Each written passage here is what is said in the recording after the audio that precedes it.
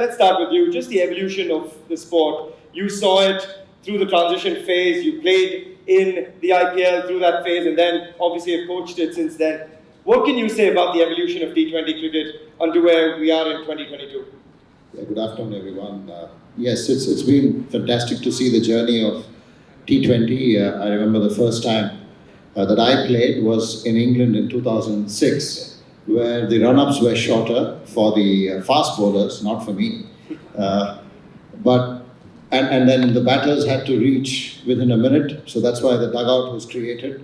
And then to actually be watching a T20 international while we were on tour, where I didn't play. None of the senior players played in that game, in an international against South Africa.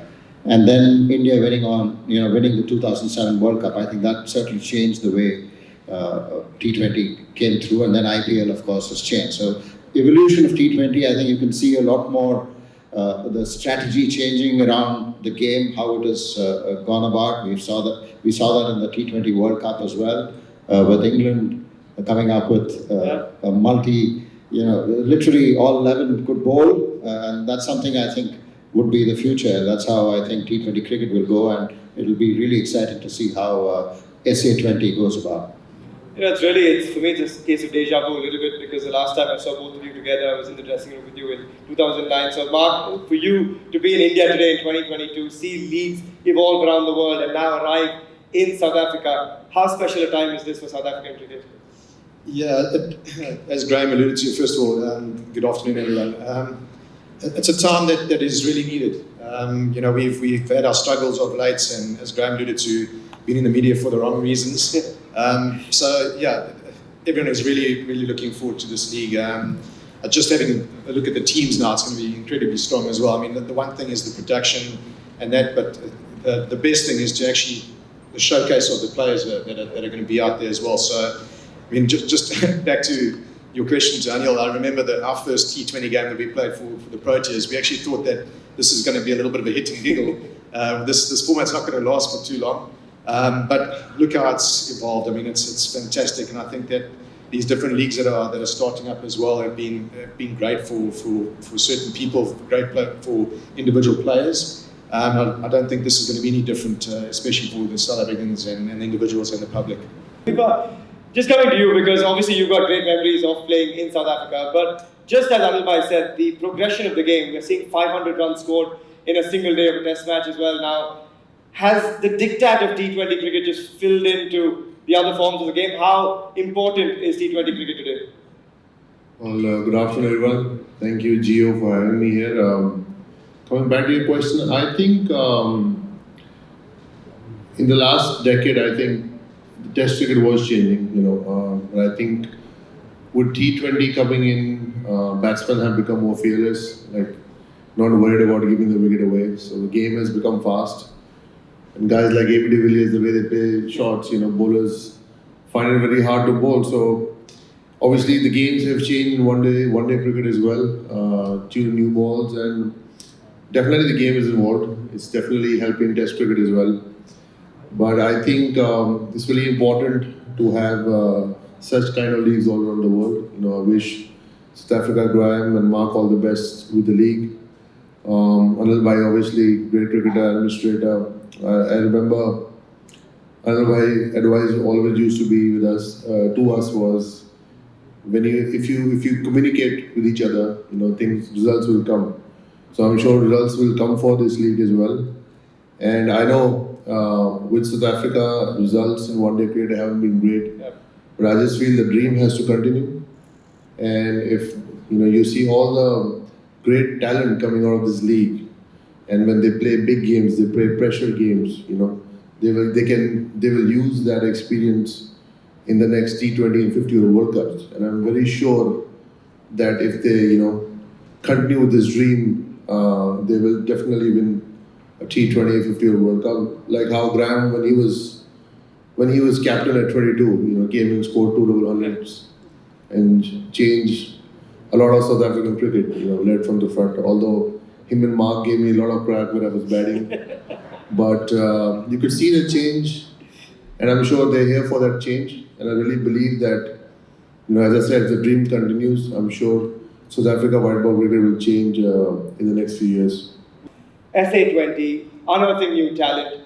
How far do you think that could take South African cricket in search of that trophy? Is this the impetus that South African cricket needs? Yeah, I think so. As you said as well, when you play in pressurized situations, you get better at it. Yeah. And there's a reason why India have done very well in ICC events. I won't say of late because you didn't win the last one, but neither did we. But there's reasons why you have got the World Cups in your cabinet is because of big stages. Guys playing in semi-finals, finals, big games. And the more you play in those games, the better you get. And certain individuals come through as well. And this is going to be on the big stage as well. And you're going to see youngsters who can handle pressure coming through, guys who are going to be put into situations that they're not used to. And that's going to be exciting to see who comes through. And then once that happens, then our Protea selectors can look at that and say, okay, well, these are the guys that we need to choose for the big moments, the big events. And yeah, we've got to keep living the dream, as Yuvraj said. And hopefully that will help us to try achieve that dream one day. Anil, you look at the teams here, and we saw the players flash up as well. There is no dearth of superstars. It's incredible to watch. But how difficult is it for a coach, and how big an element is that therefore for South Africa to adapt to? We get players from all around the world coming back together and actually building a team from scratch.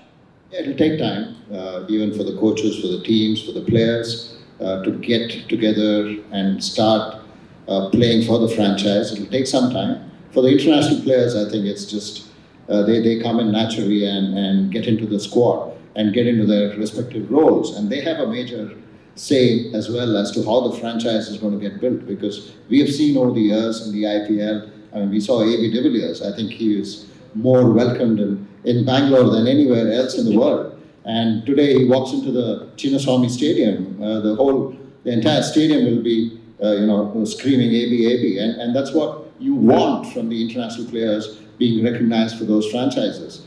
At the end of it, it'll come down to how the local talent comes through for the franchise. We have seen that even in the IPL, that the local talent coming through actually makes the big difference.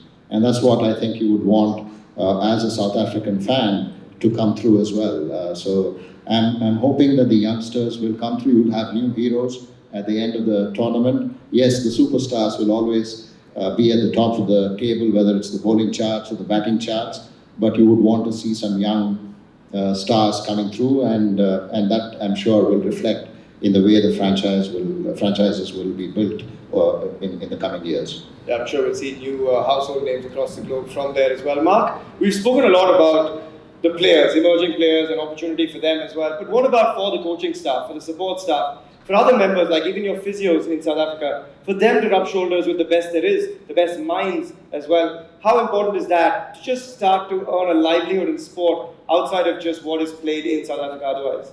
Yeah, I think it's very important. The coaches in South Africa have sort of been left in South Africa. It's quite difficult for them to get out of our country and get up to speed with the game of cricket and the speed that it's getting played at nowadays. So this will be a great opportunity. There are quite a few international coaches coming into the system. So your strength and conditioning coaches, your physios, they get to rub shoulders with the best in the world, really. And that's very exciting. They'll hopefully take that back into our domestic systems and get them all up to speed with what the sort of pace of the game is all about and what should happen and what's happening at the international level. And then hopefully that will lift up the sort of the bottom levels to have to perform at that rate. So it's a major rub-off effect that we'll have on South African cricket in general, and it's very exciting. We understand that we earn the rands, and the dollars is quite nice to earn. So I think the pay is going to help out quite a few of the management staff as well, which I think is very important. It gives them hope for continuing in their job for a little bit longer than expected. Yeah, we'd like to see a big uplift in that department as well. Speaking about the youngsters again and the onus on the senior players as well. You've got big players like Faf du Plessis in the mix. You've got your Rabadas, Millers, guys like Joss Butler who are coming in. For you, what was it like when you stepped into a dressing room for the first time, saw guys like Anil Kumble to your left and right? What was that feeling like, and what will it be like for them to actually help the youngsters ease into a big league like this? Well, after 20 years, I still have to be careful what I say in front of him. But I think it was a bit of a shock, to be honest, when I walked in the dressing room and there's Anil Kumble, there's Rahul Dravid, there's Tendulkar, and there's Ganguly and all these guys you're watching on television when you're a kid. And straight away, you are in the dressing room and these guys, and you're asking the coach that, can I have a chair which is not next to them? The coach goes, they're your teammates now, you have to sit with them. And then obviously it took a while to start talking to them. But what IPL has done or other T20 leagues will do is that they get comfortable with the players who are playing international cricket. I think guys like Rabada, Miller, great guys, I played with them. Fantastic talent and match winners for South Africa. So they will learn their skill. They will learn how they carry themselves off the field. And it's great for the young talent to see that, not only just being on the park, but just how your seniors address yourself, how they talk, how they address the media. They're presenting their country. So you watch all that and you figure out, what is my best version in the next couple of years when I get to their stage. So you learn all that. So I think it's great for world cricket. And as I said, T20 cricket in South Africa, and I'm really forward that this league is going to be a big success.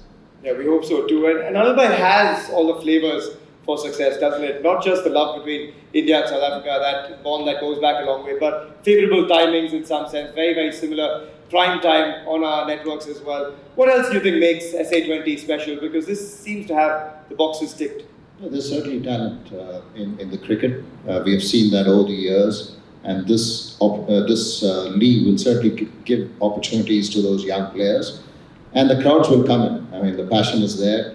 It's very similar in culture in terms of how India looks at cricket, and South Africa also looks at cricket. And we saw that when we played in the IPL, where in 2009 and also in the Champions League, all the grounds were packed.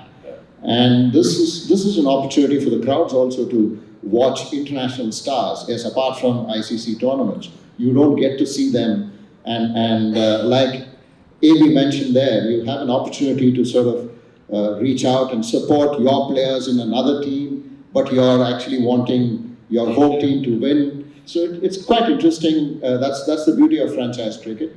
And that's something that I'm sure everybody will be looking forward to. And the timing is perfect for India. 3.5 hours behind, and you can sit back after a hard day and then come back and sit and watch the game. It's wonderful timings, and I'm sure it will be a massive success. Like I mentioned, cricket will be good, and that's the best part. That's the most important part. And I'm really sure that South Africa cricket will put up a very good show on the field. It's also a great time of year to be in South Africa, Mark. What can Indian fans expect? Not just the ones that are watching here on TV, but heading across to South Africa themselves. It's going to be hot. No, we've got fantastic weather this time of the year. The wind will play a part as well, so the games might be affected by some short boundaries with the wind and that. But the weather's great. We've got so many great things that you can do outside the game of cricket as well. We've got the beaches, we've got the game parks, which I know Anil used to enjoy or still does enjoy. So there's a lot of things to do in our country that they'll learn once they get there. The cricketing conditions should be spectacular, and it makes for some good entertaining cricket. In some sense, has T20 cricket helped prolong careers? We're seeing players reinvent themselves. Think of South Africa, Aiden Markram and Rassie van der Dussen, who suddenly over the last 12 to 24 months reinvented themselves. Are we seeing an adaptation where players are extending their careers because of T20 cricket? Well, I think you have options these days. A lot of guys say, okay, I'm going to play Test cricket till I'm 30, 34, and then I can play 6 years of more white ball cricket. So I just think the leagues that are starting now, even guys from 40 to 50 have a 10-year career to play. So I just feel that yes, you can work out what cricket you need to play, and obviously as T20 is the next generation of cricket, people, have that mindset that, okay, I probably would want to play, more white ball cricket. But I think I always feel that Test cricket is very important, and I think that should be the first goal. And yes, get better at T20 cricket whenever you get the time, and the more leagues you play, the more experience you get, the better you get. Does this become even more important, therefore, not just for these teams, but other teams looking to coach players?